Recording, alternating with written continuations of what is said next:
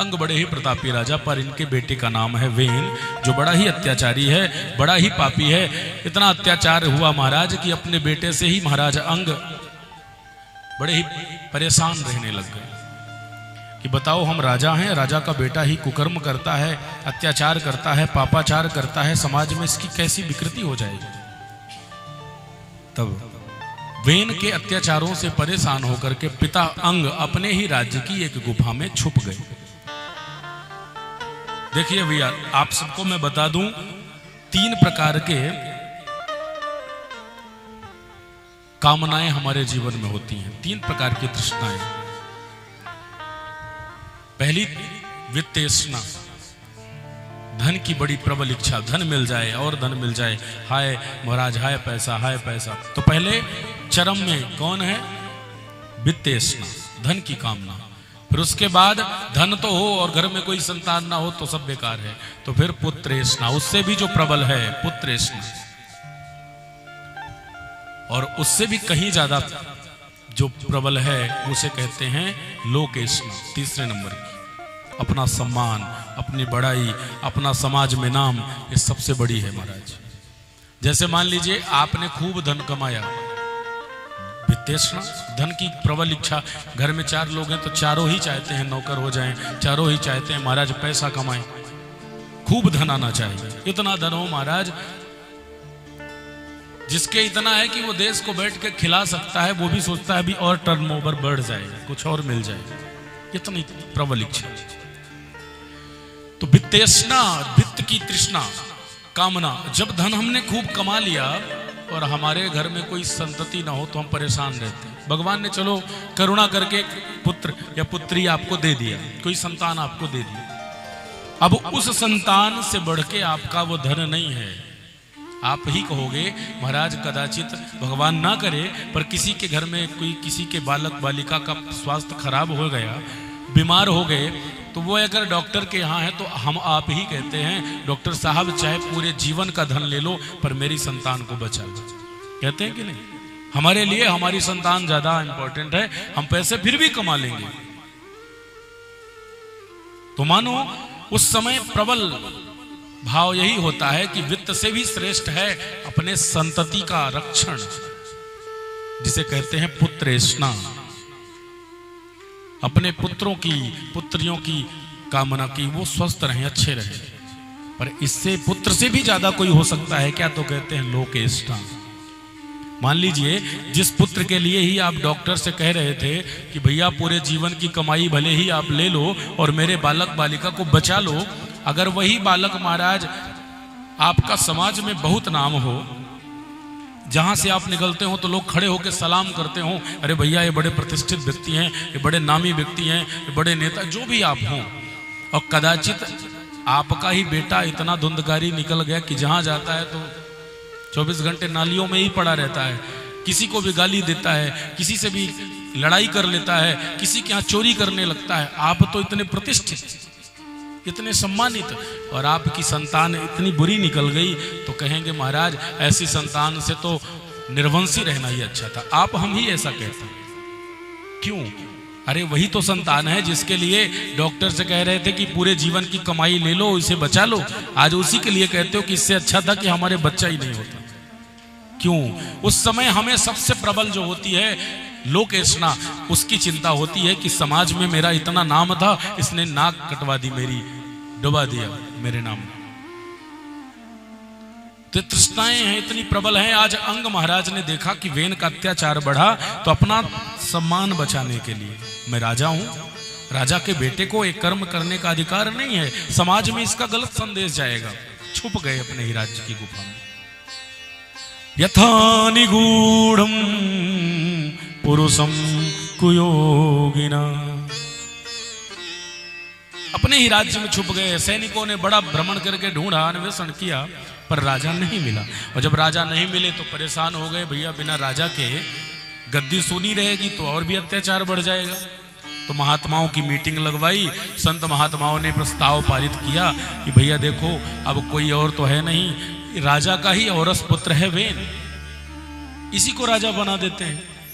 जब कहा इसी को राजा बना देते हैं तो और जो महात्मा वहां थे उन्होंने कहा नाना भैया इसके अत्याचार से ही तो राजा ने अपनी गद्दी छोड़ के यहाँ से चले गए, पलायन कर लिया, और इसी को राजा बना दिया तो अत्याचारी है, पहले से ही पापाचारी है। बोलते हैं देखो जब घर में लड़का बिगड़ जाता है ना तो बड़े बुजुर्ग कहते हैं लड़का बिगड़ गया, शादी कर दो इसकी। प्रेम से कहो राधे राधे। प्राय ऐसा होता है ना, मैंने प्राय सुना है, 90% लोगों के मुंह से सुना है, 10% भगवान जाने नहीं कहते होंगे, नहीं प्रायः लोग यही कहते हैं बड़ा लड़का बिगड़ गया महाराज, कोई कहीं लड़की हो तो बताइएगा हमारे लड़के के हिसाब से।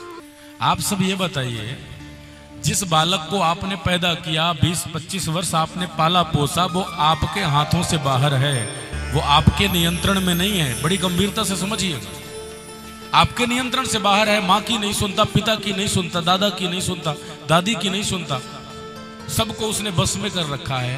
तो भला बताइए जिस बिटिया को आप लाके उसके गले बांध देंगे उस बिटिया का वो क्या हाल करे। प्रायः लोग कह देते हैं महाराज लड़का बिगड़ गया शादी कर दें, हमारा तो बलाए पटा जाए, झंझट छूट जाए। गांव के प्रायः लोग ऐसा बोलते हैं। आपने अपना पल्ला तो झाड़ लिया, झंझट आपकी खत्म है जाए, लेकिन वो जो बच्ची आई है, जो लड़की आई है, उसका क्या हाल होगा। वो बेचारी रोज रोएगी, ना तो वो अपने घर जा सकती लौट के, लोकापयस हो जाएगा। माता पिता को लोग कहेंगे कैसी बेटी ब्याही तुमने, वो अपने मायके आ गई। और ससुराल में आपसे कहेंगे तो कहेंगे आप लोग कि देखो भैया, अरे बेटी देख हमसे ये नहीं संभाला जा रहा था, हम क्या करें, चार मिलके नहीं संभाल पा रहे थे। कहने का अभिप्राय यही है, जब विडंबना ऐसी हो तो पहले बालक को सुधारने का प्रयास कीजिए। नहीं सुधारा है आपने तो वो जो बच्ची आई है उसका जीवन बर्बाद कर देगा। ये मन से जो आपके विचारधारा बनी हुई है इसको निकालिए। अब समाज को सुधारने की जरूरत है। ऐसा महाराज जो मन में मनोधारणा बनाई है इसका त्याग करिए। बेन का अत्याचार बड़ा, संतों ने कहा देखो भैया बिगड़ा है, जिम्मेदारियां आएंगी तो हो सकता है सुधर जाए। संतों ने प्रस्ताव रखा और वेन को ही राजा बना दिया। अब वेन को राजा तो बना दिया, पर उन्होंने सोचा था जो वो बिल्कुल नहीं हुआ। उसके पास जिम्मेदारियां तो आई पर वो सुधरा नहीं महाराज, और बिगड़ गए। पावर मिल गई, अब किसी अरे गहरे नत्थु गहरे को महाराज पीएम बना दो, उसके बाद क्या होगा बताइए। संसार का गर्त में चला जाएगा संसार। इसीलिए चयन अच्छा करना चाहिए। आपका चयन यदि गड़बड़ हो गया तो सारा खेल बिगड़ जाएगा। वेन का इतना अत्याचार बढ़ा कि उसने संपूर्ण अपने राज्य में घोषणा करवा दी, नयष्टव्यम न दातव्यम न होतव्यम द्विजा क्वचित इति निवारयत् धर्मं भेरी घोषेण सर्वसा। नयष्टव्यम, न कोई यज्ञ करेगा, न कोई दान करेगा, न कोई हवन करेगा, न कोई द्विजों को ब्राह्मणों को भोजन कराएगा। संतों महात्माओं ने, ब्राह्मणों ने कहा अरे राजा तुझे हमने ही गद्दी में बिठाया है, तूने हमारा ही काम बंद करा दिया। कोई ब्राह्मण को भोजन मत कराओ, कोई पूजा मत कराओ, कोई हवन मत कराओ, कोई यज्ञ मत कराओ, ये क्या है। राजा ने कहा देखो भैया कौन है नारायण, किसकी पूजा करने की जरूरत है, कोई देवता की पूजा नहीं करनी है। क्यों नहीं करनी? अरे भैया को यज्ञ पुरुषो नाम यत्र में भक्ति रीदृशी। ये भक्ति क्या है? ये भगवान यज्ञ पुरुष का क्या यजन है? अगर कुछ करना ही है, तुम्हें ज्ञात नहीं है क्या कि राजा के शरीर में ही सारे देव निवास करते हैं। आज से मेरा ही पूजन करो, आज से मेरा ही जप करो, आज से मेरा ही नाम भजो, मेरे नाम का कीर्तन करो। महात्माओं ने कहा इसकी बुद्धि खराब हो गई। बेचारे सुधारने आए, बड़ा प्रयास किया। कहता है देहे भवंति नृपते सर्वदेव मयो नृपा। देव जितने भी देव होते हैं वो सब राजा के शरीर में समाये होते हैं, उनका स्थान होता है। इसलिए मुझको ही तुम भगवान मान करके मेरी ही पूजा करो। ऐसा कहा, ब्राह्मण नाराज हो गए, संत नाराज हो गए और बड़ी जोर की हुंकार भरी, हन्नता में से पापः प्रगति दारुणः। ऐसी हुंकार बड़ी कि राजा धड़ाम से जमीन पे गिरा और प्राण पखेरु निकल गए। संतों ने कहा आए थे सुधारने और राजा को ही सुधार दिया। अब तो राजगद्दी सुनी हो गई, अब कोई ऑप्शन भी नहीं बचा। जैसा भी था बिगड़ा, पर था तो सही। अब तो कोई नहीं है, अब कौन राजगद्दी में बैठे। तब राजा के शरीर का मंथन किया, निषाद निकला, उसको राजगद्दी में नहीं बैठाया। पुनः मंथन किया तो भगवान ही पृथु बन करके और अर्ची लक्ष्मी ही साक्षात अर्ची बन करके उस वेन के शरीर से प्रकट हुए हैं, दक्षिण और वाम भाग से। तो पृथु और अर्ची का प्रादुर्भाव हुआ। बोले पृथु जी महाराज की जय। पृथु और अर्ची लक्ष्मी नारायण के ही अवतारी हैं। पृथु जी महाराज ने जब अवतार लिया तब देखा है कि वेन के अत्याचार से इस धरती ने अपनी उर्वरा शक्ति को अंदर ग्राह्य कर लिया था, छुपा लिया था। जितने इसके तत्व थे उसको उसने अपने अंदर छुपा लिया था। पेड़ों ने अपने अंदर के गुण छुपा लिए, कोई फल नहीं देता। तब देवताओं को बछड़ा बना करके पृथ्वी के गौ रूप में उसका दोहन किया और संपूर्ण पृथ्वी को पुनः हरा भरा कर दिया। और इस प्रकार से संपूर्ण पृथ्वी को पृथु जी महाराज के द्वारा संरक्षित किया गया।